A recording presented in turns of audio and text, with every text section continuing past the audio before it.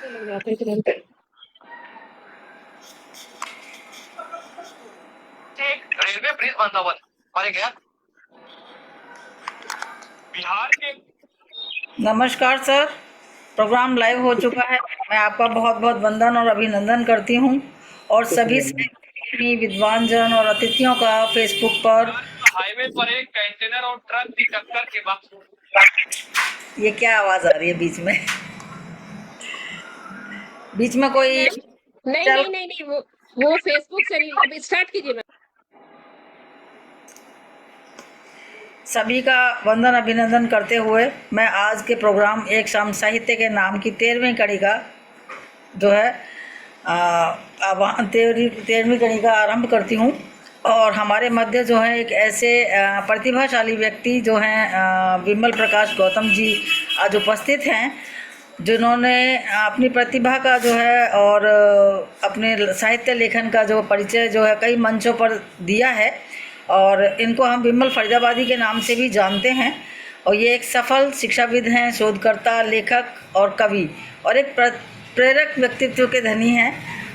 और इनका वंदन और अभिनंदन करते हुए मैं इनका स्वागत करती हूँ और इनके अनुभवों को और इनके संघर्षों को और इनके साहित्य चिंतन और जीवन दर्शन को सुनने का सौभाग्य जो है आप मेरे साथ साथ आप सभी को भी यहाँ प्राप्त हो रहा है। और 2 लाइनों के साथ मैं इनका स्वागत करती हूँ कि ज्ञान शोध साहित्य का अनुपम जहाँ प्रकाश है, शिक्षा के आंगन में जिनका विशेष विकास है, ऐसे गौरवशाली व्यक्तित्व का करते हैं अभिनंदन। विमल जी का आगमन हम सबके लिए एक उल्लास है, हम सबके लिए एक उल्लास है। बहुत बहुत स्वागत शब्द वीणा के मंच पर। और इसी के साथ मैं जो हमारे ये जो एक शाम साहित्य के नाम एक प्रोग्राम है, मैं सबसे पहला प्रश्न आपके सामने यही रखना चाहूँगी कि आप अपने जीवन का जो वो है परिचय मुझे दें कि बचपन से लेकर के आज तक किस तरीके से आपने जो है अपना जीवन अपने अनुभवों के आधार पर गढ़ा, किस तरह आप साहित्य के क्षेत्र में आए, किस तरह आप शिक्षक बने, ये सब हम आपसे ज़रूर सुनना चाहेंगे। आप बताइएगा। मैम बहुत बहुत शुक्रिया। सर्वप्रथम तो मैं शब्द वीणा मंच का, आप सभी का, सभी दर्शक साथियों का, सभी श्रोताओं का, सभी विद्वान जनों का धन्यवाद करता हूँ कि आपने मुझे इस लायक समझा कि अपने प्रोग्राम में शामिल किया। मैं एक छोटे से मुक्तक से अपनी बात रखना चाहूंगा। जो घर से ना निकलता मैं तो क्या ये माजरा होता, जो घर से ना निकलता मैं तो क्या ये माजरा होता, न तुमसे सामना होता, न दिल मेरा विदा होता। विमल तकदीर के आगे सभी तदबीर हारी हैं, ना तुम मुझसे मिले होते, ना मैं तुमसे मिला होता। जिंदगी ये है, जीवन है, घर से बाहर निकलना पड़ता है। अगर मैं घर से बाहर ही नहीं निकलता तो इस मुकाम पर नहीं होता। बिल्कुल सही और कहा आपने। मैं जिस भी मुकाम पर हूँ, आप लोगों के स्नेह सानिध्य से उस मुकाम में मेरे माँ बाप का बहुत अहम रोल है। मेरे माता पिता ने मुझे जिस तरीके से पाला, जिस तरीके से मेरी परवरिश हुई, उनका मैं शुक्रगुजारी हूँ। और उससे भी ज्यादा मैं शुक्रगुजारी हूँ अपने गुरुजनों का। जहां तक मेरे जीवन परिचय की बात है, मेरा जन्म फरीदाबाद के एक छोटे से गांव अनकीर, सेक्टर 21D के अपोजिट में मेरा छोटा सा गांव है, वहां पर मेरा हुआ। किसान मजदूर परिवार में मेरा जन्म हुआ और बचपन से हमने अपने घर में गाय भैंस, खेत का काम, ये सब हमने देखा है। बावजूद उसके माता पिता ने पढ़ाई के लिए प्रेरित किया और उस पढ़ाई की वजह से हम लोग यहाँ तक पहुंचे। मेरा जहाँ तक स्कूलिंग का सवाल है, तो जहाँ तक मैं याद कर पा रहा हूँ, 16 में एक Mahadev Desai senior secondary school है, वहाँ तीसरी क्लास से लेकर 10वीं क्लास तक वहाँ पर मेरी शिक्षा हुई। और जो जिस कॉलेज में, जिस महाविद्यालय में फिलहाल मैं बतौर अपना सेवाएं दे रहा हूँ, बतौर शिक्षक वहां पर काम कर रहा हूँ। वहां पर मैंने 11th से लेके मास्टर डिग्री तक अपना शिक्षा ग्रहण। बहुत खूब, बहुत बढ़िया। इसी कड़ी में बहुत सारे उतार चढ़ाव आए। 11th क्लास में मेरी माँ मुझे यहाँ से छोड़कर चली गई, दुनिया से छोड़कर। बहुत सारा जीवन में उतार चढ़ाव देखा है।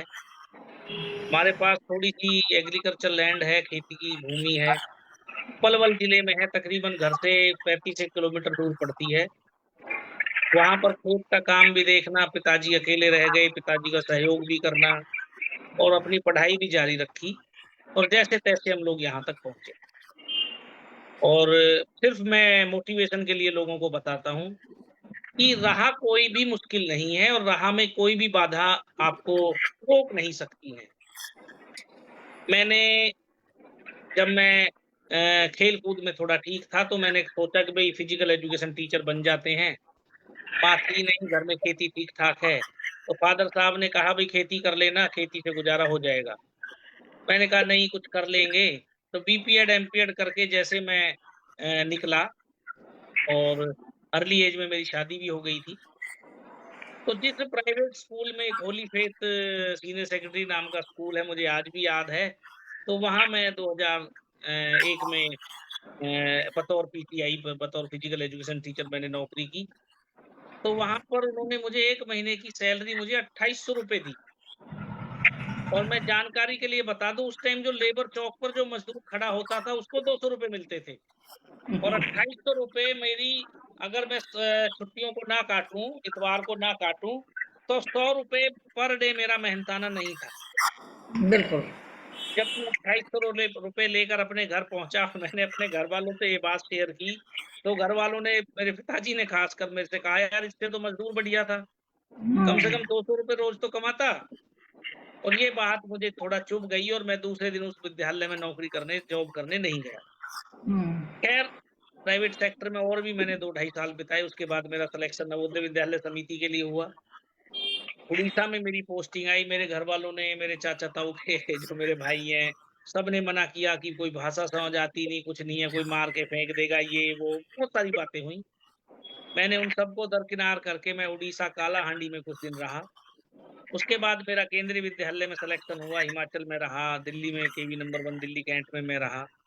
हरियाणा के दोनों स्कूल कैडर में मेरे सिलेक्शन हुए, दिल्ली स्कूल कैडर का सिलेक्शन हुआ और वो 2011-12 से मैं महाविद्यालय में अपना, ये जो अपना कॉलेज का जो कैडर है इसमें अपनी सेवाएं दे रहा हूँ।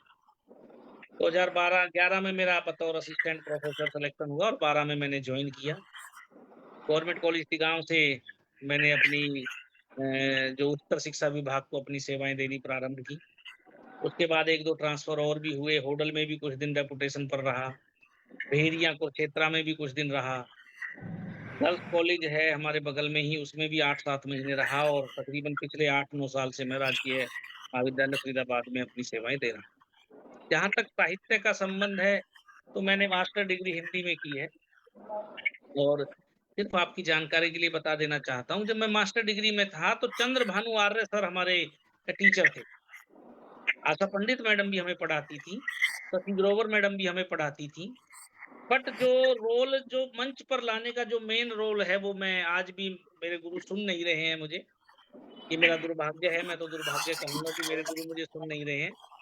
चंद्र भानु आर्य सर हर शनिवार को हम सभी बच्चों को, जो भी उनके छात्र थे, वो मोटिवेट करते थे और इतना कहते थे कि भाई मास्टर डिग्री करने का मतलब है लेक्चरर बनना। हाँ, और लेक्चरर बनने का मतलब है मंच पर आना, स्टेज पर आकर भले ही आप गाली दे दो, पर मंच पर आना सीखो। तो हमने जैसे तैसे मंच पर आना सीखा और हमने सर से पूछा कि भाई मंच पर आए तो मैटर कहाँ से लाएं। तो उन्होंने अशोक चक्रधर साहब की हमें कविताएं, उनकी बुक हमें मतलब सुझाई कि भाई उसकी बुक अच्छी है और आप हास्य तो कम से कम कर ही सकते हैं।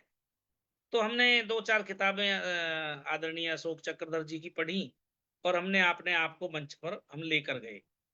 और चंद्र भानु सर, आपके जानकारी के लिए मैं बता दूं, जो विकास दिव्य कीर्ति जी हैं, जो अपना आईएएस का कोचिंग सेंटर चलाते हैं, दिव्य विकास सर के फादर हैं चंद्र भानु आर्य जी। तो हमें वो सानिध्य मिला और धीरे धीरे मंच पर आने की आदत हो गई। और अब ऐसी आदत हो गई, आप जैसे साथी लोग मिलते चले गए, कलम पर आ गई कुछ चीजें, माँ थी नहीं तो एक अपनी माँ के अभाव में मैंने वहां से थोड़ा सा लिखना शुरू किया, और फिर लेखनी आपके सामने है। मेरी 2 पुस्तकें प्रकाशित हो चुकी हैं, 6 किताबें मेरे सब्जेक्ट की प्रकाशित हो चुकी हैं। नेशनल पेपर कम से कम मेरे 10 अच्छे-अच्छे जर्नल में 10-12 पेपर मेरे नेशनल लेवल पर, 10-12 पेपर मेरे इंटरनेशनल लेवल पर प्रकाशित हो चुके हैं।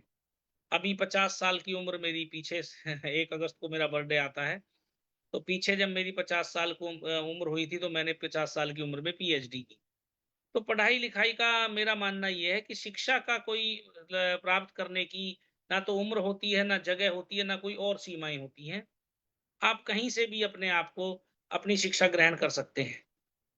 और डिग्री और ज्ञान में मैं ये फ़र्क मानता हूँ कि कबीरदास जी कभी महाविद्यालय, विद्यालय किसी यूनिवर्सिटी, कॉलेज नहीं गए, लेकिन यूनिवर्सिटी, कॉलेज में उनके ऊपर पीएचडी की जाती है, थीसिस लिखे जाते हैं, रिसर्च होती है। तो ज्ञानवान होना, सूझवान होना और शिक्षित होना, इसमें भी फ़र्क है।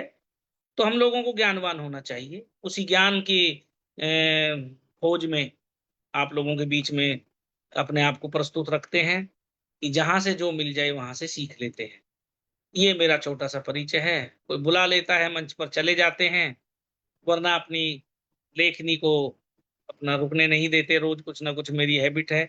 लोग मोबाइल में फ़ेसबुक, व्हाट्सएप चलाते हैं, चलाता मैं भी हूँ, पर मैं चाहे 2 लाइन लिखूँ, पर मेरी आदत है, पिछले 2 सालों से मैं लगातार कुछ ना कुछ लिख रहा हूँ, और उस लिखने की वजह से ही आप लोग के बीच में मैं जुड़ रहा हूँ, और उसी लेखनी की वजह से शायद आप मुझे पसंद करते हैं या अपने कार्यक्रम में बुलाते हैं। मैं पुनः आप सभी का धन्यवाद देता हूँ। ये मेरा छोटा-सा परिचय है। बिल्कुल सर, आपका परिचय बहुत ही इम्प्रेसिव रहा, और मतलब हम आपको जानते तो थे, लेकिन आप पहचानने भी लगे हैं। आपका संघर्ष जो लाइफ का आपने बताया कि बहुत सारे आपके ट्रांसफ़र हुए, और आप हिमाचल में भी रहे, उसके बाद आप होडल में भी रहे, और उसके बाद मतलब काफ़ी सारे आपने नाम लिए, और उन मतलब इतने संघर्षों के बाद आफ्टर ऑल मतलब आप अपने घर के पास महाविद्यालय में जिसमें आपने शिक्षा ग्रहण की वहाँ पर हैं। तो अब यहाँ आने के बाद आपको कहीं ना कहीं तो थोड़ा सा अपनी ज़िंदगी में स्थायित्व का एहसास हुआ होगा कि मेरा जीवन जो है थोड़ा सा स्थायी हुआ है यहाँ पर आकर, और आप अपने आप को, अपने परिवार को और सबको टाइम दे पा रहे होंगे। तो यहाँ पर मैं एक आपसे जानना चाहूँगी कि जैसे आपने हिंदी में मास्टर्स किया, तो हिंदी में मास्टर्स करने के बावजूद आप शारीरिक शिक्षा विषय को अपना अपना करियर बनाने की क्यों सोची? शारीरिक शिक्षा में आप प्रोफेसर कैसे बने? बड़ा अच्छा सवाल आपने मेरे से किया है, और अक्सर मेरे से लोग ये सवाल करते हैं। बड़ा वाजिब सवाल है। सच्चाई ये है कि जब हमने मास्टर डिग्री की थी, तो हरियाणा में 2-3 कॉलेज बीएड के थे। नेट के हमें जानकारी थी नहीं, और बीएड में हमारा दाखिला हुआ नहीं। हम्म। खेल-कूद में ठीक थे, इंटर कॉलेजिएट, एक आध यूनिवर्सिटी वगैरह खेल चुके थे। तो फिर किसी ने, मेरे गाँव के 2-3 लड़के वहाँ पर फिजिकल एजुकेशन का जो पीटीआई डिग्री जो होती है, बीपीएड करने गए हुए थे। पीटीआई मास्टर की जो ट्रेनिंग होती है। तो फिजिकल एजुकेशन अब ऑप्शन कुछ बचा नहीं। घर वालों ने, यार दोस्तों ने लॉ के लिए कहा, पर लॉ भी हमें पता चला कि भई इतना आसान नहीं है, लॉ भी एक अलग अलग तरह का बिज़नेस है, दुकानदारी है। तो बस उस सब से बचने के लिए खेल-कूद में ठीक थे, तो ग्वालियर मेरे एक गाँव के लड़के, सुरेंद्र नाम है उनका, आजकल डीएवी में हैं, वो गए हुए थे। उन्हीं के पीछे-पीछे हम भी चल पड़े। पढ़ने में थोड़े से ठीक थे, बहुत ज़्यादा इंटेलिजेंट तो नहीं कहेंगे हम खुद को, बट पढ़ने में थोड़े से ठीक थे, तो और गुरुओं की अनुकंपा थी। कोई भी एग्ज़ाम हमें दोबारा देने की ज़रूरत नहीं पड़ी। हर एक मेरा तकरीबन एचटेट भी क्लियर है मेरा, नेट भी क्वालीफाई हूँ मैं, एमफिल भी हूँ, पीएचडी भी हूँ। मुझे कोई भी एग्ज़ाम आज तक दोबारा देने की आवश्यकता नहीं पड़ी। तो वो है ना कि जी, necessity is the mother of invention. बिल्कुल। एक भूख भूख थी कि गवर्नमेंट जॉब में आना है या कमा के खाना है। भले ही आप बीएड टीचर हों, बीपीएड टीचर हों, कोई और प्रोफ़ेशन में हों, फ़र्क नहीं पड़ता। तो इसीलिए मुझे शुरू में तो खलता था कि मेरे 2 साल खराब हो गए। मैं ग्रेजुएशन के बाद भी जा सकता था, बट आज मुझे नहीं खलता है, क्योंकि अगर मैं मास्टर्स हिंदी नहीं करता, तो आज आपके बीच में आपसे रूबरू नहीं हो रहा हूँ। बिल्कुल सही कह रहे हैं आप। जी। आपने यूजीसी नेट और की परीक्षाएं भी दी और इस दौरान आपको कुछ चुनौतियों का भी सामना करना पड़ा। मैं जानना चाहूंगी वो चुनौतियां क्या थी? चुनौतियां देखो, मेरी अर्ली एज में शादी हो गई थी, 2001 में मेरी शादी हो गई थी, 2003 में मेरा नेट क्वालिफाई हुआ। मेरी बड़ी बेटी 2003 में पैदा हुई, तो कुछ पारिवारिक समस्याएं शुरुआत में रही। उसके बाद जब फैमिली आ जाती है, जब वाइफ आ जाती है, जब आपका या हस्बैंड हो, स्पाउस आ जाते हैं, तो जिम्मेदारियां बढ़ जाती। पर मेरा थोड़ा सा, मैं बड़ा सहयोग, मतलब अपने आप को भाग्यशाली मानता हूँ कि मेरी वाइफ ने मुझे बड़ा कोऑपरेट किया। और जब 2003 में 12 अगस्त को मेरी बड़ी बेटी ने जन्म लिया, उस टाइम मेरी वाइफ जो हॉस्पिटल में थी और मेरे कुछ एग्जाम वगैरह मुझे देने थे, मैं रात रात भर उनके पास रहता था और वहां से मैं पढ़ता था।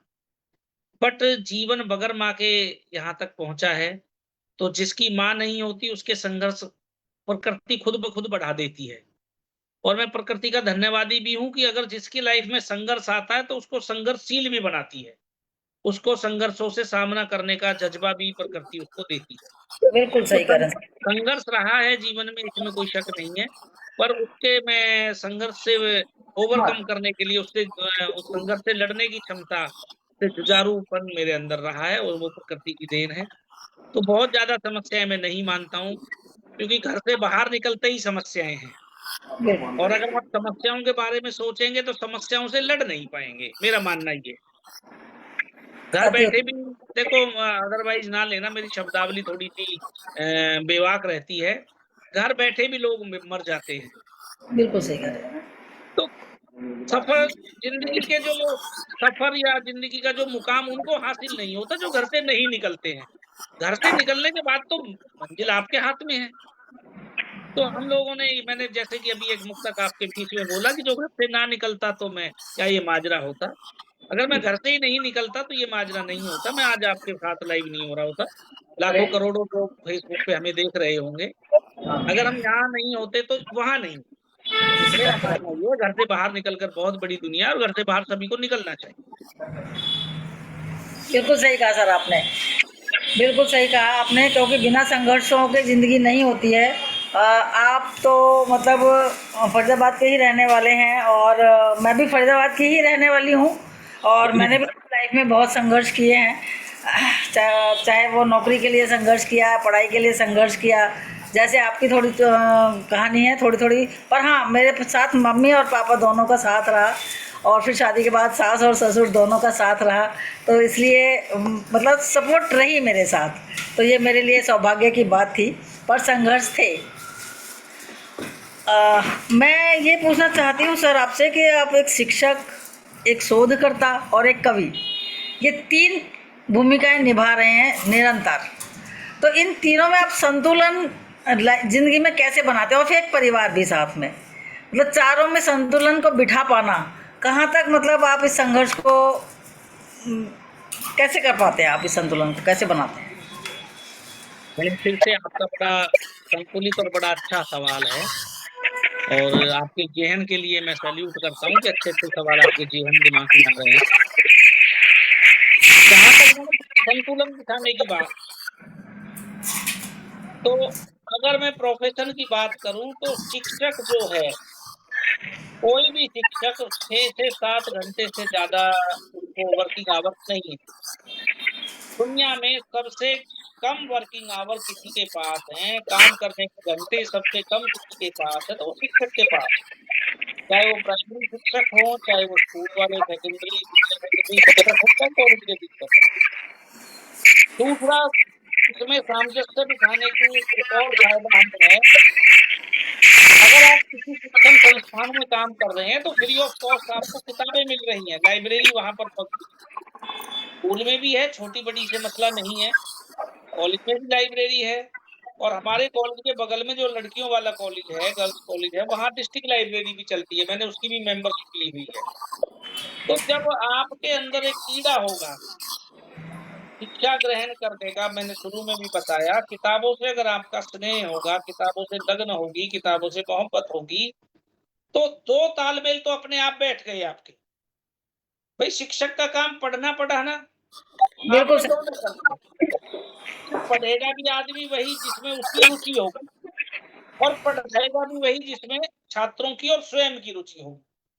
अब आपकी दूसरी बात पर मैं आता हूँ, शोधकर्ता वाली बात पर मैं आता हूँ। आपको जानकारी होगी, जितने भी भारत देश में महाविद्यालय या विश्वविद्यालय स्तर पर शिक्षक हैं, इनकी प्रमोशन के लिए इनको शोध करना आवश्यक है, रिसर्च पेपर लिखना, उनको पब्लिश कराना आवश्यक है। तो फिर वही बात आती है कि आवश्यकता आविष्कार की जननी है। अगर आपको प्रमोशन चाहिए तो रिसर्च पेपर पब्लिश कराने पड़ेंगे। आजकल पैराग्राफ का एआई का जमाना है, बटन कंप्यूटर का जमाना है, बटन दबाते ही आपके पता चल जाता है आपने अपनी रिसर्च में कितनी कहाँ और कैसे बेईमानी की है। उससे बचेंगे, ईमानदार रहेंगे, तो आपको काम करना पड़ेगा। तो आपकी दूसरी बात का उत्तर ये मिल गया कि अगर हमें प्रमोशन करानी है तो शोध तो हमें करनी ही पड़ेगी। तीसरी बात, आप परिवार की बात कर रहे हैं। मेरे पास तो सरकार के जो नियम है उसके अनुसार 5.5 घंटे का मेरा वर्किंग आवर है। 15 मिनट मेरे इधर से लगते हैं कॉलेज जाने में, 15 मिनट मेरे उधर से लगते हैं, 6 घंटे।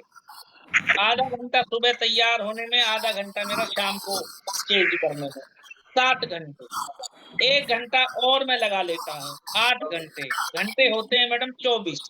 ऑब्वियस 24 में से 8 घंटे मैं अपने लिए जीता हूँ, 8 घंटे सोता हूँ, 8 घंटे अपने परिवार को देता हूँ। तो बहुत और बढ़िया। उसी 8 घंटे की वजह से मैं आपकी जानकारी के लिए बता दूं, मेरी 2 बेटियां हैं, 1 बेटा है।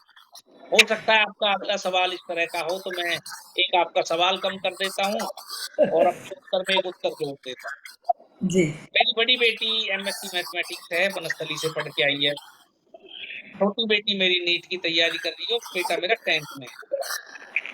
अगर मेरे, जो आपका पुराना सवाल है, मैं फिर से वहीं जाता हूँ, शारीरिक शिक्षा का विद्यार्थी और शोधार्थी और शिक्षक होने के नाते अगर मैं अपने बच्चों को साइंस साइड से पढ़ा रहा हूँ या मेरे बच्चे पढ़ने में अच्छे हैं, तो इसके पीछे मेरी ईमानदारी का भाव है। और मैं आपकी जानकारी के लिए एक बात और बता दूं, मैंने बहुत सारे स्कूलों में, प्राइवेट सेक्टर में भी, गवर्नमेंट के स्कूल में भी, कई सारे महाविद्यालयों में भी सेवाएं दी हैं। कुदरत का रहमो करम रहा हो या मेरे अपने हुनर का मसला रहा हो, मेरे से आज तक किसी बच्चे ने, एक बदतमीजी जो वर्ड है, बदतमीजी नहीं की। शरारत तो बच्चा करता है, उसका मैं अधिकार भी मानता हूँ। बच्चा हंसी मजाक भी कर जाएगा, छोटी मोटी शरारत भी कर जाएगा, मैं उसका अधिकार मानता हूँ, क्योंकि जिस बचपन में शरारत नहीं है वो कोई बचपन नहीं। बिल्कुल सही और बात है। मेरा मानना तो ये भी है कि हमें जीते जी शरारती रहना चाहिए। बिल्कुल। शरारतों की एक सीमा बदल जाएगी। इस आप किसी भी उम्र में जिए, आपको शरारती रहना चाहिए। अगर आप शरारती हैं तो बहुत सारे तनाव को, बहुत सारी स्ट्रेस को अपने अंदर से कम कर लेंगे, और जितना स्ट्रेस रहित, तनाव रहित जीवन जिएंगे, उतना ही समाज की अच्छे से सेवा कर पाए। बिल्कुल। तो मैडम मेरा तो मानना ये है, इस तरह से मैं अपने तीनों चारों जो बात आपने पूछी उसमें इस तरह से मैं सामंजस्य से बैठा पाता हूँ। और मुझे नहीं लगता कि भाई मेरे किसी भी पहलू में मेरे को किसी को मुझसे कोई शिकायत। मेरे बिल्कुल। हुनर से तो शिकायत हो सकती है, हुनर से मेरे शिकायत हो सकती है, मैं मानता हूँ। कई बार आदमी जेलस फील करता है। मेरे कॉलेज में भी लोग कहते हैं, यार आदमी ये फिजिकल एजुकेशन का और गाता कविताएं हैं, तो उसका मेरे पास कोई इलाज नहीं है। बट वैसी मेरे से कोई किसी की कोई शिकायत है। समाज में ऐसा होता है कि अंदर प्रतिभाएं होती हैं, तो उस प्रतिभा पर थोड़ा सा जलन का जो जल है ना, वो डालने वाले बहुत मिल जाते हैं। तो इससे हमें घबराना नहीं चाहिए। कभी भी बिल्लियों के छींकने से छींके नहीं टूटा करते हैं। तो हमें तो अपना काम करना है, और काम करते हुए हमें आगे बढ़ना है। अब मैं आपसे ये चाहूँगी कि कभी तो आपने साहित्य रचना में अपनी पहली कविता लिखी होगी, और कब लिखी, कौन सी लिखी, मैं ये जानना चाहूँगी। अगर आपको याद है कि आपने पहली कविता कौन सी लिखी और कब लिखी, तो हम उससे रूबरू होना चाहेंगे और सुनना भी चाहेंगे आपसे। मैंने बताया कि 11th क्लास में मेरी माँ चली गई थी, तो हमारी मौसी, मेरी मदर 2 बहनें थीं और मेरे फादर दोनों भाई थे। एक ही साथ एक ही परिवार में शादी हुई। तो मुझे अच्छे से याद है कि मैं एक दिन खेत से कुछ काम करके लौट रहा था, तो मतलब अनाज की ट्रॉली, अगर आप समझ पा रहे हैं, ट्रैक्टर ट्रॉली भर के मैं अनाज की 35 किलोमीटर दूर से चलाकर घर लेके आया था। तो मैं सो गया था और मेरी नींद पूरी नहीं हुई थी, क्योंकि रात भर हमने थ्रेसर चलाया था, गेहूँ निकाले थे, सुबह उसको ट्रॉली को भर के हम अपना घर लेके आए थे। तो मेरी मौसी जी ने कोई लूज़ टॉक कर दी थी, मैं बताना तो उचित नहीं समझता। तो मैं उस दिन जी भर के रोया और मुझे अपनी माँ का ख्याल आया कि यार माँ तो माँ होती है। तो उस समय में, बल्कि मैं आपको सच बताऊँ, तो मैं उस रात सोया नहीं था, क्योंकि इस तरह से कभी माहौल देखा नहीं था। पहली बार ये ऐसा हादसा कहूँगा मैं तो, क्योंकि हादसे ही जीवन में मोड़, नया मोड़ की तरफ, या गलत मोड़ या सही मोड़, वो तो बाद में नियति तय करती है। हादसों से मोड़ पर आता है आदमी, हादसों से रोड पर भी आता है और रोड से मोड़ पर आता है आदमी। सही बात तो है। तब मैंने एक छोटी-सी कविता मैंने लिखी थी कि माँ तो फिर माँ ही होती है। जीवन का जो अपनी कोख में बीज बोती है, माँ तो फिर माँ ही होती है। तो ये कविता मेरी पहली कविता थी और मैंने सँजो के रखा हुआ है, मेरी एक बुक आई है, उसमें भी वो पब्लिश है। तो पेट हमारा भरकर जो खुद भूखी ही सोती है, माँ तो फिर माँ ही होती है। आपा हमारे खिलाफ ना जो कभी खोती है, माँ तो सिर्फ माँ ही होती है। तो मैंने उस हादसे से, जो भी मेरे साथ हुआ, जो भी मेरे साथ घटना घटी, उससे प्रेरित कहूँगा मैं तो, सही बातों तो मैंने प्रेरणा ली। हालाँकि उस समय मैं इन बातों को नहीं जानता था, 11वीं-12वीं का स्टूडेंट बहुत बड़ा नहीं होता है। 17-18 साल का बच्चा बहुत मैच्योर भी नहीं हो जाता है। तो उस समय मैंने अपना ये यहाँ से लिखी, फिर उसके बाद मेरा लिखने का दायरा बिल्कुल छूट गया, एक आध कुछ कलमबंद किया। फिर जब हम मास्टर डिग्री में आए तो चंद्र भानु आर्य सर की प्रेरणा से हमने कुछ-कुछ लिखना शुरू किया, लेकिन वो परफेक्शन नहीं था लिखने में, विधा नहीं थी कोई। इस तरह से अपना लिखने का सफर शुरू। बिल्कुल सर। तो आपने अपनी पहली कविता अपनी माँ को समर्पित की और माँ के लिए लिखा, लेकिन आप अपने नाम के पीछे लगाते हैं विमल फरीदाबादी। एक कभी कोई कुछ ना कुछ लगाता है, जैसे मैं सरोज कुमार श्वेता लगाती हूँ, तो उसकी कोई ना कोई वजह रहती है कि हम वो चीज़ क्यों लगाते हैं। तो मैं भी ये जानना चाहूँगी कि आप मतलब विमल फरीदाबादी क्यों लिखते हैं? में ऐसा हुआ कि 2018 कहीं कहीं मैंने ये भी देखा विमल वास्तविक भी लिखते हैं।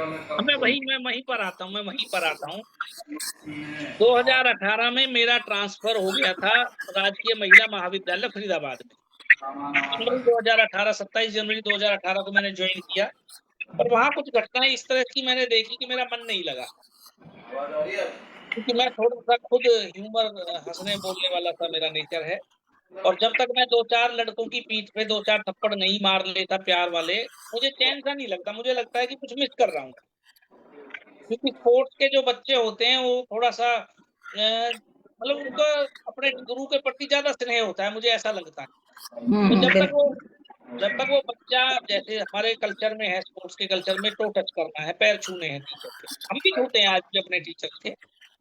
अब वहाँ लड़कियाँ हाथ जोड़ के नमस्ते करती थी, वो होती नहीं थी, कल्चर नहीं है। और अगर कोई है भी तो फिर हम सच सच आप भी समझते हैं कि कैसे हैबिट पड़ी हुई थी। तो मैंने वहाँ से कुछ और भी घटनाएँ ऐसी देखी, मैंने यहाँ ट्रांसफ़र कराया, 2018 में मेरा ट्रांसफ़र हो गया राजकीय महाविद्यालय फरीदाबाद में, जिसमें मैं अभी फ़िलहाल प्रेज़ेंट भर्ती हूँ, लड़कों के कॉलेज।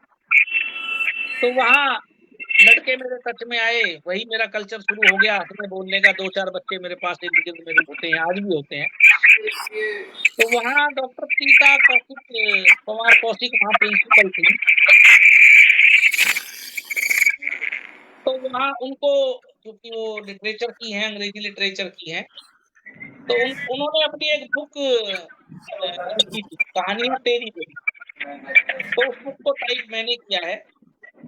जब मैं वो बुक टाइप कर रहा था, तो फिर मुझे भी ख़्याल आया कि भई मैं अपनी भी कुछ, मैंने मैडम को बताया कि 2-4 कविताएँ हमने भी लिख रखी हैं, तो अगर आप कहें तो हमारी भी कहीं से बुक पब्लिश करा दो। तो उन्होंने हमारी मदद की और हमें गाइड भी किया, तो मेरी पहली किताब निकली थी ब्लू रोज पब्लिशर से। तो उस टाइम फिर नाम क्या लिखे आगे? तो मैडम ने कहा कि भाई फरीदाबाद का रहने वाला है, तू फरीदाबादी लिख। सही बात है। हमने लिख दिया। अब जब मंचों पे जाने लगे तो हमें फरीदाबादी कई सारे लोग मिले, तो हमें वो उपनाम थोड़ा सा अजीब लगा, क्योंकि उपनाम का मतलब है थोड़ा यूनिक होना चाहिए, मुझे ऐसा लगता है। बिल्कुल। फिर जैसे जैसे आप लोगों की हमारी कविताओं के प्रति, गजलों के प्रति, हमारे मुक्तक के प्रति जो समीक्षा आई, तो लोगों ने कहा भाई तेरी वास्तविक चीजों को तू उजागर करता है। तो फिर मेरे एक दिन मैं रात को ऐसे ही अपने बिस्तर पर लेटा था, क्योंकि ये देखो मन का ख्यालों की कलम है, मैं तो कलम को ख्यालों की कलम कहता हूँ। ख्याल ख्यालों में आए वो आपने कलमबद्ध कर दिया। तो मेरे ख्याल में आया यार ये फरीदाबादी लिखना बंद कर, बहुत सारे फरीदाबादी मिल गए और ये तो कॉमन की बात हो गई। बिल्कुल बिल्कुल। और मेरा मानना ये भी है कि मैं आम जीवन जीने तो मैं धरती पर पैदा नहीं हुआ, थोड़ा सा तो अलग करेंगे, क्या थोड़ा करें पर अलग करेंगे। तो फिर मैंने ऐसे ही विचार आया, यार लोग कह रहे तो वास्तविकता लिखता है, तो मैंने फिर वास्तविक लगाना स्टार्ट कर दिया। तो आजकल मैं डॉक्टर विमल वास्तविक के नाम से लिखता हूँ। और ये मैंने लिखना तब स्टार्ट किया तब मेरी पीएचडी मुझे अवार्ड हो गई, मेरे पीएचडी का नोटिफिकेशन हुआ, तो फिर मैंने डॉक्टर विमल वास्तविक लिखना शुरू कर दिया। तो बहुत आजकल बढ़िया, फरीदाबादी नहीं लिखता हूँ, आजकल डॉक्टर विमल वास्तविक लिखता बहुत बढ़िया। तो आपकी एक पुस्तक है कविताएं तल्ख, इसकी हूँ। सृजन। कविता ए तल्ख हाँ जी। मेरी पहली पुस्तक है, कविता ए तल्ख। हाँ वही बोला मैंने, कविताएं। हाँ। तो उसके सर्जन की पृष्ठभूमि क्या रही, और मैं पृष्ठभूमि के साथ साथ उस किताब में से आपकी कुछ चुनिंदा कविताएं जरूर सुनना चाहूंगी। एक्चुअली में मैंने बताया कि डॉक्टर प्रीता कौशिक मैम की एक हम लोग का एक किताब में टाइप कर रहा था, कहानियां तेरी मेरी। तो उसको टाइप करते करते मैंने मैडम को कहा कि मैं भाई हम भी अपनी कोई किताब लिख देते हैं। तो उस तरह से मेरी मतलब शुरुआत हुई, और ब्लू रोज से वही मेरी पहली पुस्तक पब्लिश है। उसी में मैंने 25 कविताएं अपनी लिखी, और मेरे ख्याल से 2021 में वो किताब आई, मार्च अप्रैल 2021 में वो पुस्तक छपी है। उसमें बहुत सारे पुस्तक, वो किताबें, मतलब सॉरी 25 कविताएं हैं। पुस्तक वाली तो मेरी दूसरी किताब है। उसको काफी लोगों से प्रेरित किए हैं मुझे, बहुत सारी उसमें कविताएं हैं, मतलब अच्छी अच्छी कविताएं मैंने लिखी हैं उसमें। तो उसमें से मैं अपनी सबसे पसंदीदा कविता एक आपके बीच में रख देता हूँ। बिल्कुल, स्वागत है सर आपका। नारी से जन्म, नारी से जन्म, नारी से पलन, नारी से चलन।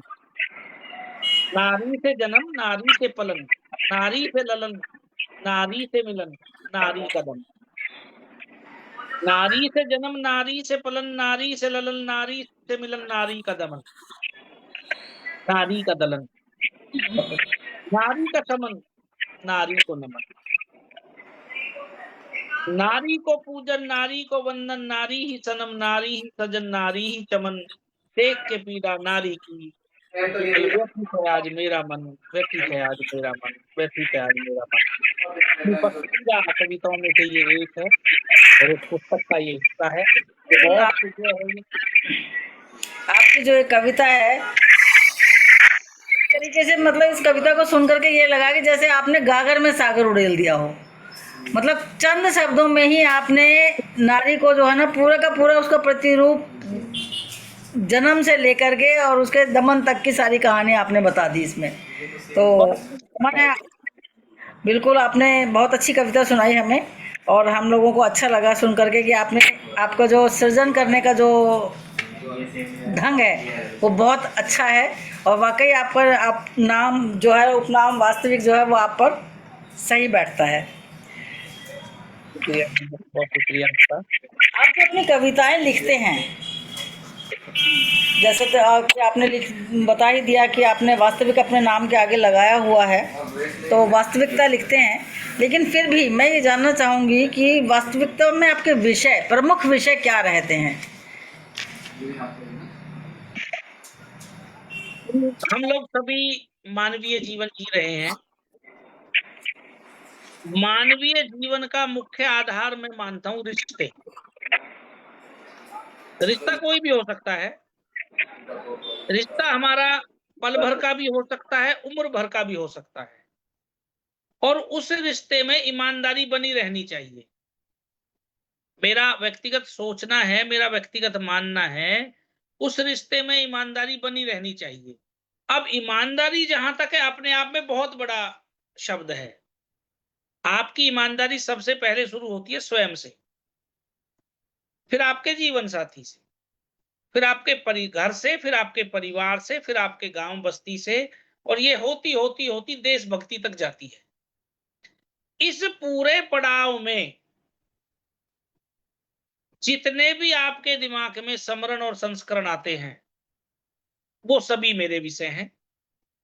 वो रोजगार की पीड़ा हो सकती है, नारी की पीड़ा हो सकती है, किसी अबला की पीड़ा हो सकती है, किसी दीन दुखी की पीड़ा हो सकती है, किसी मजलूम की पीड़ा हो सकती है, किसी प्रेमी की पीड़ा हो सकती है, किसी प्रेमिका की पीड़ा हो सकती है, किसी राष्ट्रभक्त की पीड़ा हो सकती है। अब मैंने एक छोटी सी, मैं एक अपने कविता का छोटा सा एक आपको एक पैरा सुनाता हूँ, एक छंद रखता हूँ कि स्वागत कर। कि रिश्तों में मुझको न छल चाहिए, इनको निभाने को न बल चाहिए। रिश्तों में मुझको न छल चाहिए, इनको निभाने को न बल चाहिए।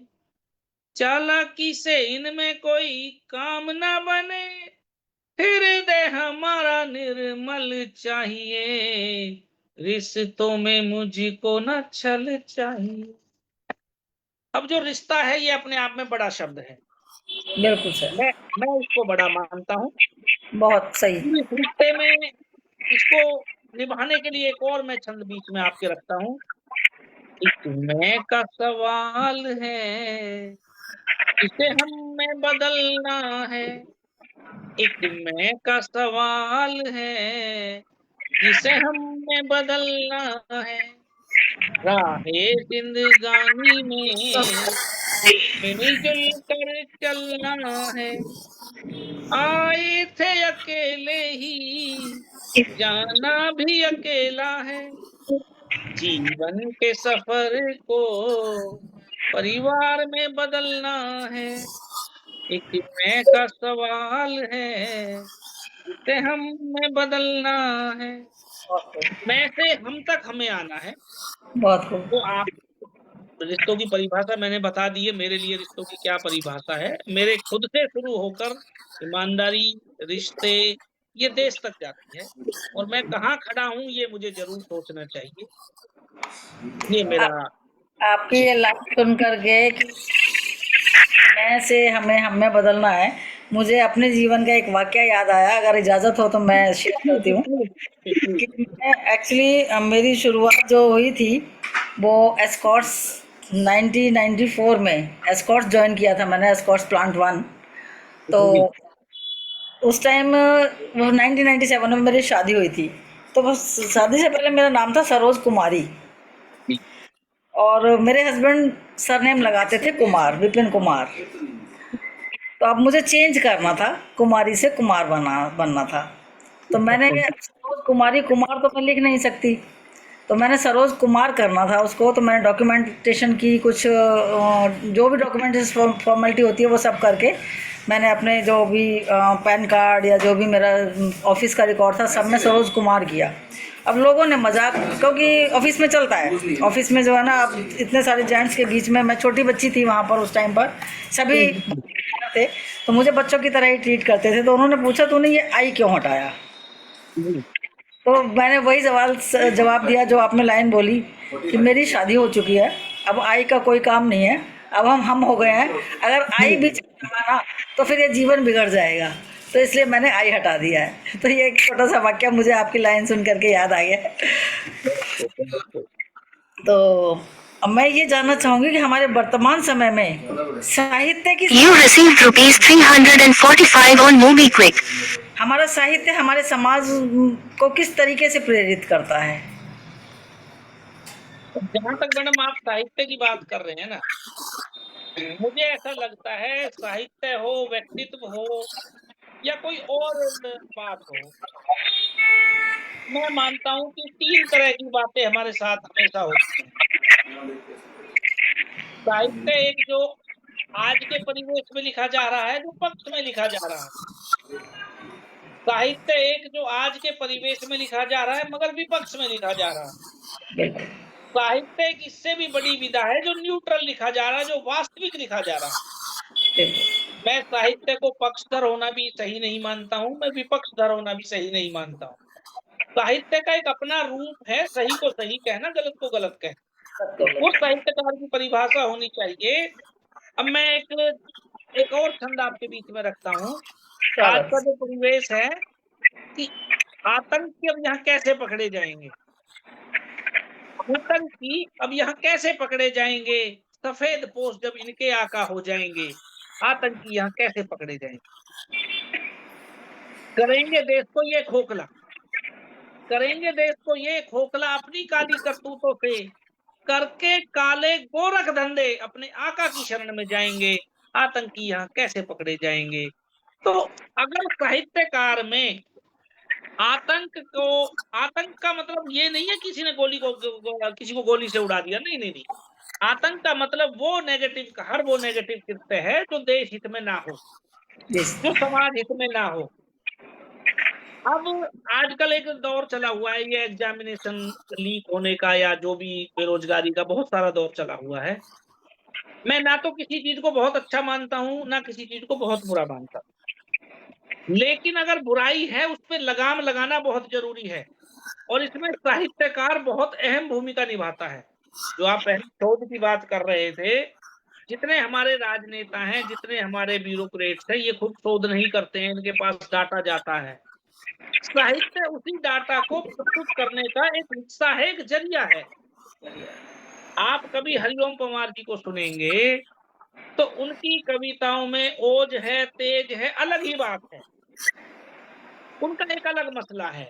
बिल्कुल बिल्कुल अक्सर सुनते हैं। लेकिन अगर आप कुमार विश्वास जी को सुनेंगे तो एक अलग मसला है। सही बात है। तो मेरा मानना ये है कि साहित्यकार की कलम ना तो पक्ष में किसी, मान लो सत्ता की बात करते हैं हम, ना तो सत्ता के पक्ष में होनी चाहिए, ना सत्ता के विपक्ष में होनी चाहिए। साहित्यकार की कलम में सच्चाई होनी चाहिए, जो वास्तविक है। और देश जो आज जूझ रहा है, भूख से जूझ रहा है, गरीबी से जूझ रहा है, बेरोजगारी से जूझ रहा है, शिक्षा की कमी से जूझ रहा है, अस्पतालों की कमी से जूझ रहा है, जन सुविधाओं से जूझ रहा है, उस पर हम बात करें। और वही एक सच्चा साहित्य है। मुंशी प्रेमचंद जी को हम ऐसे ही भारत का काली नहीं कह देते हैं, शेक्सपियर नहीं कह देते हैं, कुछ तो होगा, कुछ तो उन्होंने लिखा होगा। हो सकता है कि उस टाइम उनके साहित्य की कदर ना हुई हो, और अगर वो उस तरह की कदर के भूखे होते तो साहित्य लिखना छोड़ देते, तो आज गोदान नहीं होती। बिल्कुल सही बात। पूरी नहीं होती, निर्मला को कोई नहीं पढ़ता। लेकिन जब हमें उस तरह के साहित्य की आवश्यकता होती है, हम उस साहित्य को ढूंढते हैं, खोजते हैं और पढ़ते भी हैं। बिल्कुल सही कह रहे हैं। इतना जरूर है, इस मोबाइल के दौर में हमें पुस्तकों से थोड़ा सा दूर कर दिया है। आज की जो युवा पीढ़ी है वो पुस्तकों से ज्यादा मोबाइल पर यकीन कर रही है। हम लोग भी मंचों पर जाते हैं तो अपना मोबाइल निकाल के पढ़ते हैं, कलम थाम ली है हमने भी, कलम से नहीं इतना लिख पा रहे हैं, मोबाइल पे चैटिंग टैपिंग जो भी कर रहे हैं मोबाइल से कर रहे हैं। वो जरूर एक साहित्य में एक नेगेटिव हिस्सा कहें या इसको आधुनिकरण का हिस्सा कहें, जो भी आप कहें, वो जरूर शामिल हुआ है। लेकिन साहित्य में उस साहित्य को सच्चा और सही मानता हूँ जो वास्तविकता की बात करे, जो देश हित की बात करे, राष्ट्र निर्माण की बात करे, मानव से प्रेम की बात करे। अल्टीमेट एम हम सबका यही है कि इंसानियत कैसे जिंदा रहे, मानव एक समान, और राष्ट्र धर्म की यही पहचान। मेरा तो ऐसा मानना है, और अच्छा साहित्य वही है जो मानव से कदर करे। बिल्कुल सही कह रहे हैं आप। तो मेरा अगला सवाल एक्चुअली यही था कि कवि की सबसे बड़ी पहचान क्या होती है। तो मुझे लगता है वार्ता के दौरान आपने ये इस प्रश्न का जवाब भी दे दिया कि एक अच्छा साहित्य लिखने वाला ही एक अच्छा कवि हो सकता है। तो अगर आप इसके अलावा कुछ और कहना चाहें इसमें कि एक अच्छे कवि की क्या पहचान होती है या एक अच्छा कवि कैसा होना चाहिए, तो आप इसमें कुछ और भी ऐड कर सकते हैं। मैम शुक्रिया। देखो, अच्छे की कोई परिभाषा नहीं है। मेरा व्यक्तिगत सोच है, आपकी आंखें, आपका मन, आपका जेहन किसी चीज को अच्छा बता सकता है, मेरा कुछ अलग बता सकता बिल्कुल सही बात है। ये नियति तय करती है कि क्या ठीक है क्या गलत है। कई बार हमें फुहड़पन की चीजें बड़ी अच्छी लगती है कई लोगों को। फुहड़पन जो बढ़ रही है, साहित्य में भी बढ़ रही है, समाज में भी बढ़ रही है। तो आपका टेस्ट क्या है? अब मुझे हरिओम पवार जी बहुत पसंद है, कभी मिला नहीं हूँ, कभी देखा नहीं है, सुनता हूँ उनको, उनकी है। किताबें पढ़ रहा हूँ, मुझे बहुत पसंद है। मुझे मैं भी मुंशी प्रेमचंद जी बहुत पसंद है। हम्म, मतलब मैं खुद से ज्यादा अगर किसी को पसंद करता हूँ तो मुंशी प्रेमचंद जी को करता हूँ। मैंने कभी देखा नहीं, कभी जाना नहीं, उनकी किताबों से। हम्म, हो सकता है एक उम्र मेरी ऐसी रही हो कि मैं कुमार विश्वास जी को बहुत पसंद करता था, पर हम्म, आज मैं उनको नहीं करता क्योंकि मुझे मुंशी प्रेमचंद का ज्ञान हो गया। वही साहित्य और सही कवि की बात भी है। जब जब हमें ज्ञान बढ़ता है, तब तब हमारी कलम में धार आती हाँ सही बात है, और जब जब धार आती है, वो धार निज स्वार्थ के लिए हत्या करती है या राष्ट्र धर्म के लिए शत्रुओं का हनन करती है, दुश्मन को मारती है। ये धार का वो ये देखना है, वो धार का काम क्या है। है धार आएगी, धार दोनों तरह से आएगी। अगर आप बिल्कुल। फुहड़ साहित्य भी लिखेंगे, फुहड़ पन भी रखेंगे अपने शब्दों में, तो भी धार आएगी, तो भी हम्म, पैनापन आएगा, तीखापन आएगा। बट उस तीखेपन से उस धार का आप इस्तेमाल कहाँ कैसे कर रहे हैं, ये बड़ी बात है। और अच्छा सच्चा कवि वही है जो राष्ट्र धर्म के लिए अपने शब्दों शब्द बाणों को चलाए, उन शब्द बाणों से ऊर्जा भरे। मैं उसको अच्छा कवि मानता हूँ। बाकी हर आदमी की अपनी अपनी परिभाषाएं हैं, मैं उसमें ज्यादा दखलंदाजी नहीं दूंगा। मेरा मानना नहीं, ये है, अच्छा कवि वही है जो सच्ची बात करे, अच्छी बात करे और राष्ट्र धर्म की बात। बिल्कुल सही कहा आपने, क्योंकि कलम चलाती हूँ, लेकिन जब मैं भीड़ में होती हूँ तो मैंने अक्सर ये देखा है कि हम जैसे जो कवि हैं, मेरे जैसे जो कवि हैं, जो मोटिवेशनल लिखते हैं, लोगों को कुछ सिखाने की कोशिश करते हैं, अपनी कविता का अंत हमेशा चाहे 2 लाइनों में दें, कुछ न कुछ शिक्षा के साथ देते हैं, उसको लोग कम सुनना पसंद करते हैं। लोग अगर भीड़ में हैं तो वो सुनना पसंद करते हैं, व्यंग सुनना पसंद करते हैं, या फिर हास्य सुनना पसंद करते हैं, या फिर वो एक आ जाता है फुहड़ता सुनना पसंद करते हैं।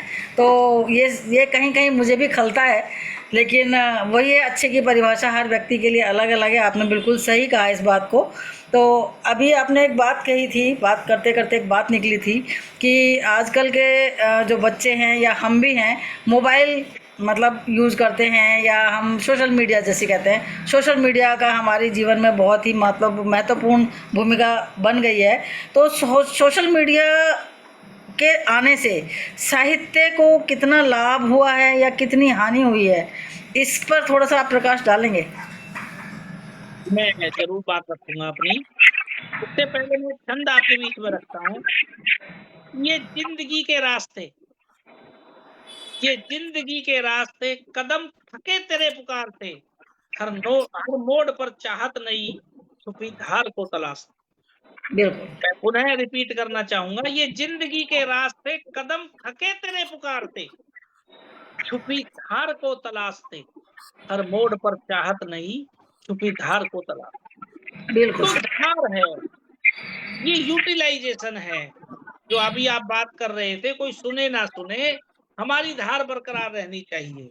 हाँ, रहनी चाहिए, बिल्कुल। एक तलवार, एक धार स्वयं को नुकसान पहुंचा रही है, एक धार दुश्मन को नुकसान पहुंचा रही है। एक बिल्कुल। धार बंद पड़ी है, ना किसी का फायदा कर रही है ना नुकसान पहुंचा रही है।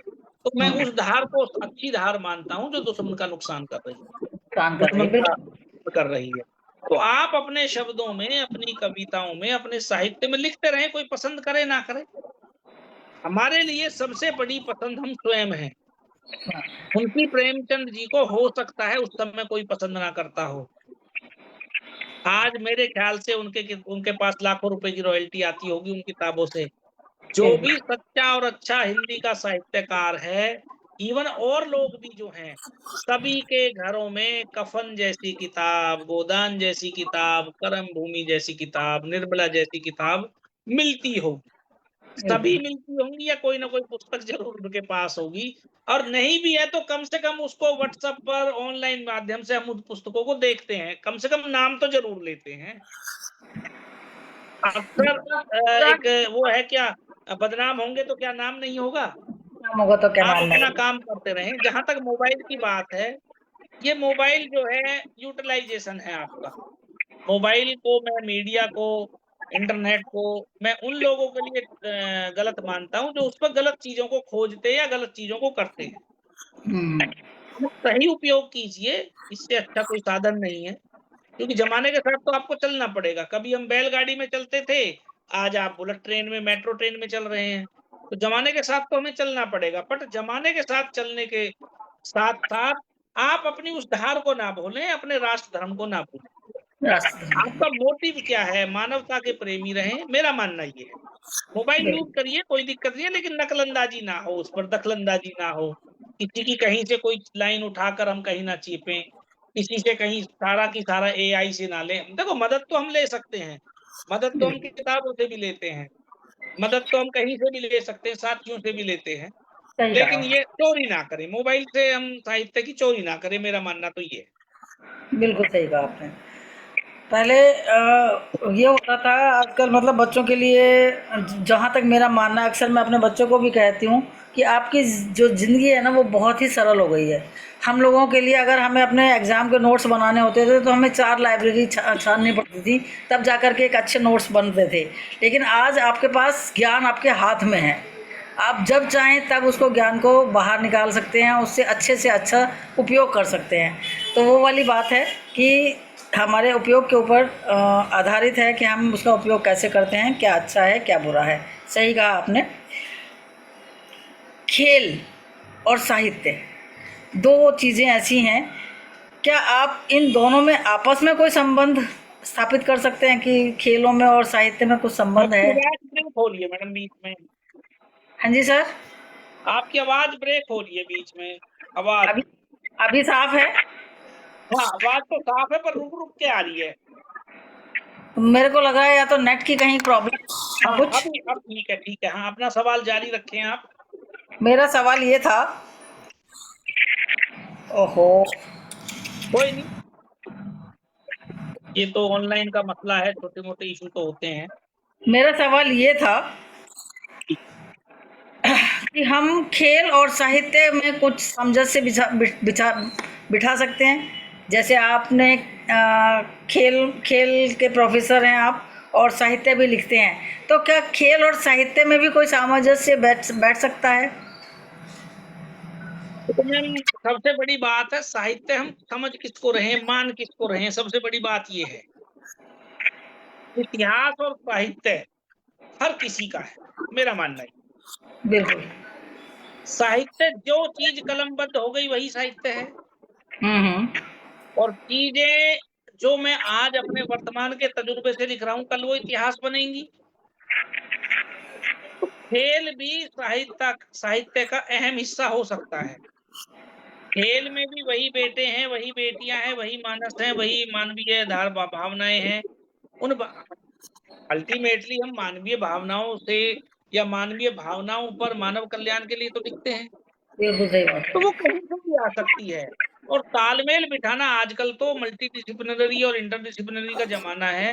आप कोई भी कहीं आजकल जब जाएंगे जॉब के लिए भी, अगर आजकल नए बच्चे भी जाते हैं, तो वहां उनकी रिक्वायरमेंट, असेंशियल जो रिक्वायरमेंट है, क्वालिफिकेशन एक अलग मामला है। उसके बावजूद भी उनमें से उस व्यक्ति को सेलेक्ट या करते हैं वो जो मल्टी टैलेंटेड होता है, जो हमारे जैसे गाड़ी में स्टपनी की तरह जो काम करता है। भले ही हमारी गाड़ी 4 टायरों पर चलती है, पर 5वीं स्टपनी भी हमें चाहिए। तो एम्प्लॉय भी वही सक्सेस है कंपनी में, गवर्नमेंट जॉब में या कहीं भी जॉब में, जो एक स्टपनी की तरह भी काम करे। दूसरा, जो आप बात कर रहे हैं साहित्य की भी, तो मल्टी टैलेंटेड होना अपने आप में बहुत जरूरी है। जितने आज का तो मैं नहीं कहता, बट पहले जो स्पोर्ट्स में हम लोग जब ट्रेनिंग करके आते थे, तो हम लोगों को डंबल, लेजियम, ढोल बजाना, ड्रम बजाना, डांस करना, ये जुम्बा, ये एरोबिक, ये सब लोगों ने कैच कर लिए हैं चीजें। जो चतुर लोग हैं, जो हुनरदार लोग हैं, उन्होंने ये सब चीजें कैच कर ली हैं। योग जो है, जो हम योगासन जो 3 पार्ट्स में है, आसन, प्राणायाम और शुद्धि क्रियाएं, ये हमें कराई जाती हैं।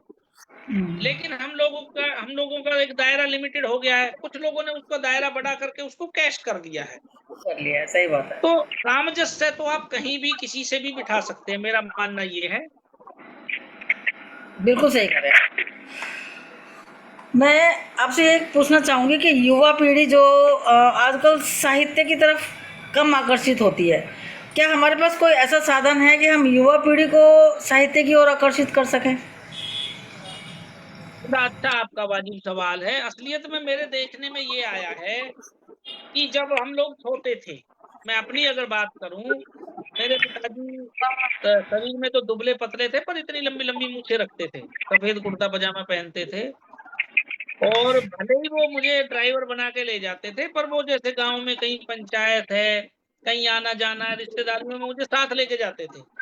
आजकल मैंने देखने में ये आया है कि जो कविगण हैं, जो या साहित्यकार हैं, या जो भी हम लोग हैं, हम अपने बच्चों को उससे दूर रखते हैं। इनकी पढ़ाई डिस्टर्ब ना हो जाए, इनको घर से बाहर ना निकलने दो, इनका जब हम उन चीज से जुड़ने ही नहीं देंगे तो उनका लगाव नहीं होगा। सही कह रहे हैं। आजकल एक और भी कारण है, आपने पहले अगर देखा होगा, पहले चौपालों पे पंचायती जो बैठकें होती थी, मैं वहां लोग बैठते थे और किंवदंतियां, कहानियां, दोहे, चुटकुले ये सुनाते थे। और उस समय हर उम्र का व्यक्ति होता था, 50-60 साल का भी होता था और 8-10 साल का भी होता था। कुछ जो हम लोग जो बच्चे टाइप थे, अपने दादाओं की चिलम भरते थे, तो बहुत सारी किंवदंतियां हमने वहां से सीख ली है। आज हम बहुत अपने बच्चे को जब जोड़ ही नहीं रहे हैं साहित्य से, पुस्तक प्रेमी उसको बना ही नहीं रहे हैं। हम लोगों ने डिग्री हासिल करने का, देखो शिक्षा का हमारे देश में जो अल्टीमेट जो एम रह गया, जो मैं समझ पा रहा हूँ, पेट पालना है। उसको नौकरी के सब विभाग दिखा रहे हैं, आईआईटी, नीट, पता नहीं क्या क्या हम दिखा रहे हैं, और वहां भी गड़बड़ झाला हो रहा है देश में। तो बच्चे की ना तो वो वाली महत्वाकांक्षा पूरी हो पा रही है, और ना हम उसको संस्कार दे पा रहे हैं। मैं इसमें बच्चों का दोष कम और स्वयं का, अपने बड़ों का दोष में ज्यादा मानता हूँ, क्योंकि हम बच्चों को वो परिवेश दे ही नहीं रहे, हम लेके अपने साथ जा ही नहीं रहे। सही कह मेरा रहे हैं। तो सोचना ये है इस विषय में जो आपका है। सही है, आपने बोला। मुझे घटना याद आ गई कि रहे तो हम फरीदाबाद में, लेकिन हम गांव जरूर जाते थे गर्मी की छुट्टियों में।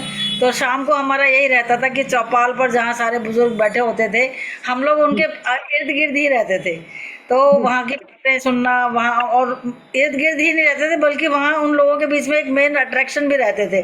बुला लेते थे, आज ये सुनाओ, आज तुम ये बताओ, आज कविता सुनाओ, मतलब वो भी हमारे पीछे पड़े रहते थे और हम भी उनसे सुनते रहते थे। तो जब तक मम्मी की आवाज़ नहीं आती थी कि आ जाओ जी, बहुत अब तो 12 बज गए, 1 बज गए, अब तो तुम्हें सोना नहीं है क्या, तब जा कर के हम उनका पीछा छोड़ते थे अपने बुज़ुर्गों का। तो वो बातें, मतलब वो चीज़ें बहुत कुछ सिखा जाती हैं हमें, बातों बातों संस्कार भी दे जाती हैं और बुज़ुर्गों के प्रति लगाव भी दे जाती हैं, जो कि परिवार में बहुत ज़रूरी है। तो ये सब जो चीज़ें हमने उस समय सीखी, आज हम अपने मतलब सास ससुर का अगर सम्मान कर रहे हैं, उनको हम देख रहे हैं, तो वो चीज़ें सब वहीं से आती हैं। तो आपने ये अच्छा जवाब दिया कि हमें अगर युवाओं को आकर्षित करना है तो हमें युवाओं को संस्कारों से जोड़ना होगा। तो सही आपने रास्ता बताया। अगर जो भी लोग सुन रहे होंगे हमारे इस कार्यक्रम को, तो उन तक अगर ये बात जाती है तो वो इसको ज़रूर आगे के लिए अपने इसको मतलब फॉलो कर सकते हैं। मैं भी करूँगी अपने पोते पोतियों पर बच्चों पर तो किया ही था, अब पोते पोतियों पर भी करूँगी कि उनको जोड़ा जाए, धर्म से जोड़ा जाए, बहुत जरूरी है, साहित्य को जिंदा रखने के लिए बहुत जरूरी है। बिल्कुल ज़रूरी है जी, बिल्कुल ज़रूरी है। आपने मेरे इस प्रश्न का जवाब, जो अभी मैंने एक प्रश्न लिखा हुआ है यहाँ पर कि आपके प्रिय कवि और साहित्यकार, वो आप जवाब दे चुके हैं बातों बातों में, तो इसको मुझे आपसे पूछने की बिल्कुल भी ज़रूरत नहीं है कि आपके प्रिय कवि और प्रिय साहित्यकार क्या हैं। तो अब यही जानना चाहूँगी कि हिंदी साहित्य के लिए वर्तमान समय में क्या चुनौती है, क्योंकि आजकल सारे बच्चे कॉन्वेंट से पढ़े हुए हैं, सभी इंग्लिश मीडियम है, और लिख भी रहे हैं तो इंग्लिश में लिख रहे हैं, ऐसा नहीं है कि बच्चे नहीं लिख रहे हैं, बट ज़्यादातर बच्चे मैंने देखा है कि वो इंग्लिश में लिख रहे हैं। उन्हें मतलब हिंदी साहित्य की तरफ कैसे मोड़ा जाए, या हमारे हिंदी साहित्य को क्या चुनौती आज के टाइम में है, वो मैं जानना चाहूँगी। मैं इस बारे में ये कहना चाहूंगा, चुनौतियों की जो बात है ना, जब तक हम लोग असलियत में नहीं जाएंगे तब तक हम चुनौतियों से पार नहीं पा सकते। हम लोगों का जो देश है सालों हजारों सालों गुलाम रहा है, एक आध हजार साल मेरे ख्याल से हम लोग गुलाम रहे हैं, और उस गुलामी का असर आज भी हमारे अंदर है। बिल्कुल। हम ना तो संविधान को मानते हैं, ना संविधान से पहली बातों को मानते हैं, ना अपनी बातों को मानते हैं, हम मिली-जुली बातों को मानते हैं। संविधान हमारी हिंदी को राजभाषा का दर्जा देता है, ना कि राष्ट्रभाषा का दर्जा देता है। दूसरा, तो हिंदी की अगर आप बात कर देते हैं, उस तरह की 22 भाषाएं और भी हैं। हम लोगों का जो ये हिंदी बेल्ट जिसको हम कहेंगे, इस हिंदी बेल्ट में अंग्रेजी को अपनाने की एक ललक है। लालच है, बिल्कुल सही कहा। अंग्रेजी बोलने से अपने आप को आदमी बड़ा मानता है, विद्वान समझता है। मैं एक छोटी सी घटना यहाँ बीच में रखना चाहूंगा। जब मैं गवर्नमेंट जॉब में नहीं था तो एल्पाइन वैली बोर्डिंग स्कूल है एक करनेरा गांव में, अब तो मुझे पता नहीं वो है या नहीं है, पुरानी बातें हैं। तो मैं वहाँ जॉब के लिए मैं कुछ दिन रहा, तो वहाँ जो लोकल जो लोग हैं उनकी जमीनें बिकी थी, उनके बच्चे पढ़ते थे, उनके माँ बाप कम पढ़े थे या अनपढ़ थे, पर बच्चों को उनका एक होती है भाई मेरा बच्चा मेरे से ज्यादा पढ़ जाए। तो उन बच्चों को अंग्रेजी किस तरह से वहाँ अंग्रेजी बोलना कंपलसरी था स्कूल में, लेकिन वो बच्चे अंग्रेजी कैसे बोलते थे? आई एम रोटी खाई, नहाने जाएंगे। अंग्रेजी बोलने का क्रेज, और मैं आपको रियल घटना बता रहा हूँ, इसमें लेश मात्र भी मिलावट नहीं है। हम लोगों ने अंग्रेजी को मतलब इतना हावी, देखो भाषा है, भाषा का ज्ञान होना चाहिए। मैं 3 भाषाओं का बड़ा अच्छा सम्मान करता हूँ। एक तो रीजनल लैंग्वेज हमें आनी चाहिए, जिस भी रीजन में हम रहते हैं। उड़ीसा में रहते हैं तो हमें उड़िया आनी चाहिए, क्योंकि अगर हमें उड़िया नहीं आएगी तो लोकल लोगों से हम कैसे अपना वार्तालाप करेंगे। दूसरा, हिंदी पूरे देश में बोली जाती है, हम लोग राष्ट्रभाषा, राजभाषा, जो मेजर भाषा जो है उसको मान सकते हैं, कह सकते हैं, वो भी हमें आनी चाहिए। तीसरा, जो अंग्रेजी है वो इंटरनेशनल भाषा है, पूरे वर्ल्ड में बोली जाती है, कहीं कम कहीं ज्यादा, वो भी हमें आनी चाहिए। आनी चाहिए का मतलब ये नहीं है कि उसे हम अपने दिमाग में हावी रख लें। जो अभी आप बात कर रहे थे, स्टूडेंट्स को एक इंफीरियर कॉम्प्लेक्स आने लगा है हिंदी बोलने में, हिंदी लिखने में। वो टूटी फूटी अंग्रेजी को स्वीकार कर रहा है, लेकिन शुद्ध हिंदी को स्वीकार नहीं कर रहा। और जहां बिल्कुल। तक हम लोगों की भी बात है, हम बतौर पेरेंट्स में यहाँ कहना चाह रहा हूँ, हम भी चाहते हैं कि हमारा बच्चा अंग्रेजी सीखे। नौकरियों में भी देखो, ये बात भले ही आपका पर्सनल हमारे हिसाब से, आपके हिसाब से छोटा हो सकता है, लेकिन इसका तार बड़ा है। अब बच्चे को आपने हिंदी सिखा दी, बड़ा बढ़िया टैलेंटेड बना दिया, बहुत सारे शब्द ऐसे हैं जैसे कंप्यूटर की हिंदी है, अगर वो हिंदी में बोलेगा सामने वाले को समझ में नहीं आएगा।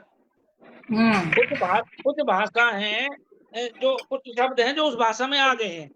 तीसरी बात ये, जब प्राइवेट सेक्टर में आप जॉब के लिए जाएंगे तो अगर आपने हिंदी में इंटरव्यू में अपना इंट्रोडक्शन भी अगर हिंदी में दे दिया तो वो आपको सेलेक्ट नहीं करेंगे। एक ये भी बड़ा मुख्य कारण ये है। तो बच्चा कहीं ना कहीं अंग्रेजी की तरफ लालायित भी है, आकर्षित भी है।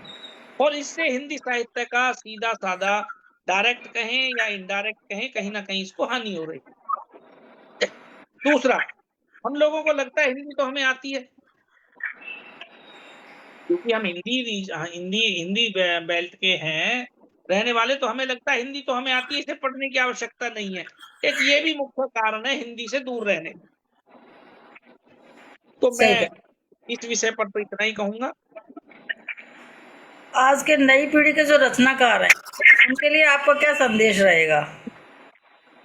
तो रचनाकारों के लिए मेरा संदेश यही है, हम वही रचना, भले ही महीने में एक रचना लिखें, 2 लिखें या रोज लिखें, जो भी आप कहें, हम वही रचना का सृजन करें जिस रचना में कोई ना कोई राष्ट्र निर्माण के लिए, मानव कल्याण के लिए, राष्ट्र धर्म के लिए कोई ना कोई संदेश। क्या हो सकता है फूहड़पन से हम बचें, ये रील रूल जो आजकल चल रही हैं बड़ा अजीब अजीब सी आती हैं, कई बार तो ऐसी रील आ जाती है स्क्रॉल करते समय कि आप परिवार के सामने सुन भी नहीं सकते, देख भी नहीं सकते। उन चीजों से साहित्यकार को दूर रहना चाहिए, मेरा व्यक्तिगत सोचना ये है। अब मैं आपको बताता हूँ अपने बारे में, अगर मैं बात करूं, मैं कविताएं लिखने, मैंने शुरू में कविताएं लिखनी शुरू की, फिर मैंने मुक्तक लिखे। फिर एक दिन मैं कहीं ऐसे ही बैठा था आप जैसे विद्वान लोगों के बीच में, मैंने कहा यार ये गजल हमें नहीं आती लिखनी, हमें बड़ा शौक है, यार बड़ा अच्छा लगता है। उर्दू जो लहजा है, उर्दू जबान बड़ी मीठी जबान है, बड़ी अदब की जबान है, तो हमें भी सिखाओ। तो किसी मोहतरमा ने हमें बताया कि ये वाली किताब ले लो, हमने कहा जी देख लेते हैं।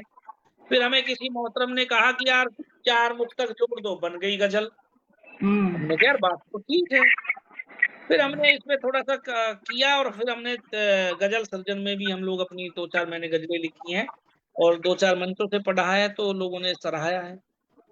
तो साहित्य को मेरा मानना तो ये है कि जो आज का जो परिवेश है, जो साहित्यकार जो है ना, मैं जो समझ पाता हूँ, जो आम जनमानस की समस्या जो हमारे नेताओं तक नहीं पहुंच पाती है, उसको पहुंचाने का एक माध्यम है। जो बड़े मंचों से अच्छे-अच्छे कवि जो पढ़ते हैं, आप देखेंगे वहां बड़े-बड़े नेता, बड़े-बड़े आईएएस, बड़े-बड़े आईपीएस, बड़े-बड़े योजनाकार, बड़े-बड़े सलाहकार लोग बैठे होते हैं। जब वो बैठे होते हैं तो उनमें से चाहे 2 शब्द वो लेकर जाएँ, कुछ ना कुछ लेकर भी जाते हैं। जब लेकर जाते हैं तो उस पर कहीं न कहीं किसी न किसी दिशा में काम भी होता है। तो साहित्यकार का मुख्य काम जो मैं समझ पाता हूँ या समझ पाया हूँ, वो ये है कि उस अपने कलम के माध्यम से सरकार तक, राजाओं तक, अ, योजनाकारों तक अपनी बात को पहुँचाना। जो भी पॉलिसी मेकर है, क्योंकि पॉलिसी समाज के लिए बननी है, आम इंसान के लिए बननी है। अब पॉलिसी मेकर के पास उतना भी समय नहीं है, वो उतना भी वेला नहीं है कि भई एक-एक गाँव में खुद जाएगा। ये तो साहित्यकार का काम है। जो उसने ग्राउंड धरातल पर, ग्राउंड लेवल पर अपना जीवन जिया है, उसको कलमबद्ध, जो समस्याएँ उसने देखी हैं, उन समस्याओं को कलमबद्ध करे और अपने साहित्य में उनका सृजन करे, ताकि किसी न किसी माध्यम से वो समस्याएँ जो भी हमारे देश में योजनाकार हैं, उन तक जाएँ, ताकि उनके अकॉर्डिंग वो योजनाएँ बना सके। साहित्यकार का मैं तो मुख्य काम यही चाहता हूँ। बाकी भीड़ को खुश करना, उसके लिए तो बहुत सारे, मैं तो कहूँगा बहुत सारे लोग हैं उसको भीड़ को खुश करने के लिए। तो सही बात है। हमारा तो मतलब मकसद यही है कि जो आम जनमानस की जो समस्याएँ हैं, उनको हम अपनी कलम के माध्यम से उठाएँ। बिल्कुल सही कहा सर आपने। अपने प्रोग्राम के अंत की तरफ जाना चाहूँगी और अंत में आपसे यही जानना चाहूँगी कि भविष्य में आप किन साहित्यिक परियोजनाओं पर कार्य करने की सोच रहे हैं और उनके बारे में, उन पर आप प्रकाश डालिए। और मैं एक गज़ल मतलब उसके बाद आपसे ज़रूर सुनना चाहूँगी। अब जब सुनने का मन हो मुझे बता दीजिएगा, मुझे गज़ल निकालनी पड़ेगी, कोई ठीक-सी गज़ल आपको सुनाऊँगा।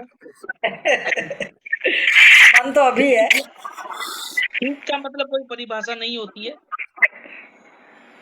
देखो मैं फिर वहीं अपनी बात पर आऊँगा।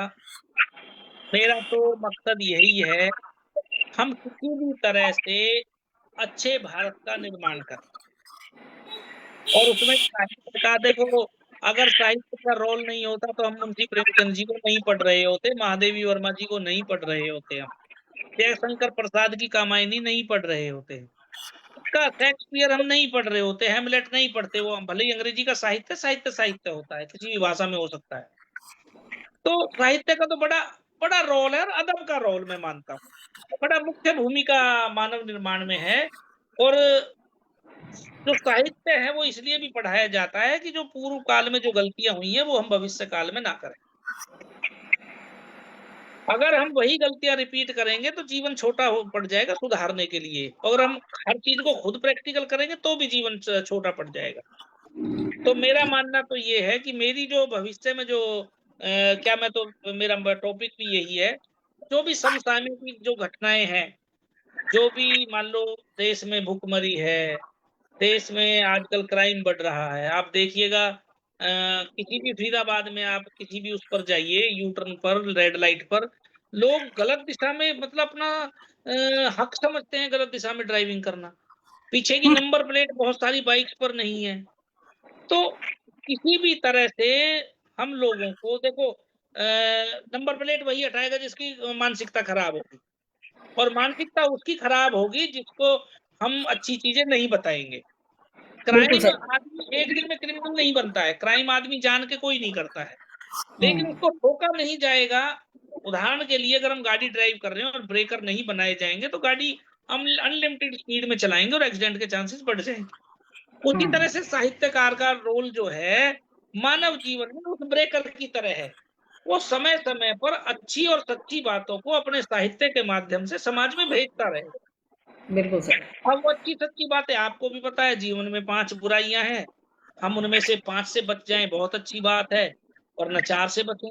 4 से नहीं बच सकते तो 3 से बचें। तो बिल्कुल ये सही। मेरा मकसद है कि समाज को अच्छी दिशा हम अपने कलम के माध्यम से दें। और गज़लों पे मैं आजकल काम करता हूँ छोटा-मोटा। अब कितना कर पाऊँगा ये तो आप जैसे लोग बताएँगे। बाकी एक गज़ल की आप कह रहे हैं तो मैं एक गज़ल आपके बीच में रख देता हूँ। स्वागत है सर आपका। देख कर ये ज़मीर तू कहाँ जाएगा? देख कर ये ज़मीर तू कहाँ जाएगा? चल असूलों पर तू वरना पछताएगा। है सलीका तेरा शान शौकत लिए, है सलीका तेरा शान शौकत लिए। तू झुक जा जरा इंसान कहलाएगा। तू झुक जा जरा इंसान कहलाएगा।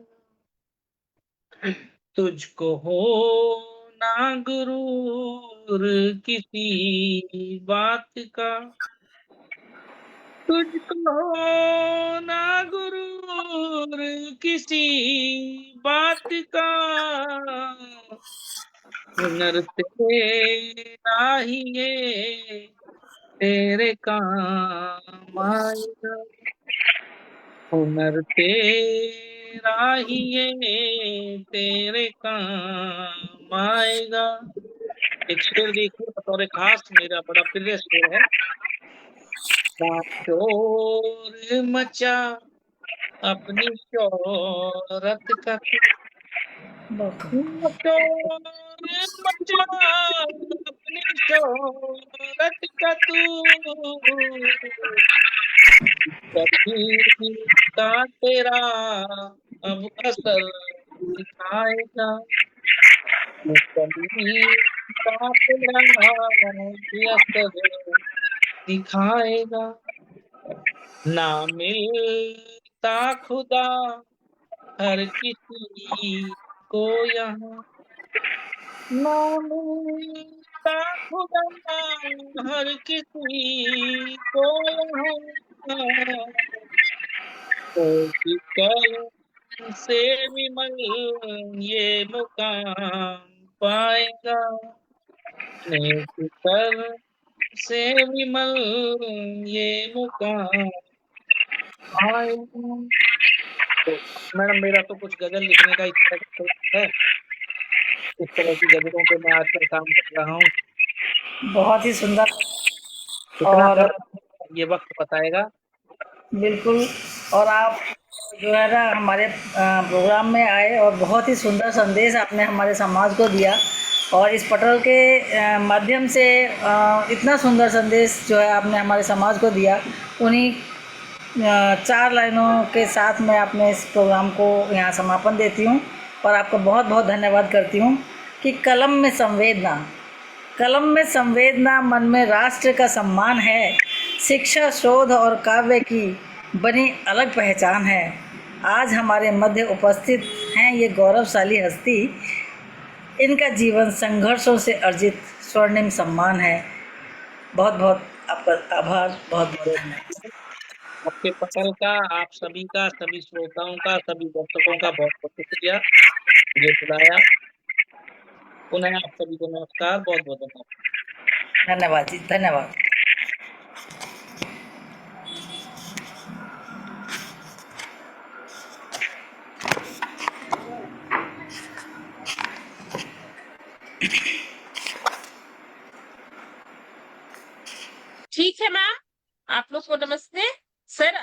बहुत बहुत धन्यवाद।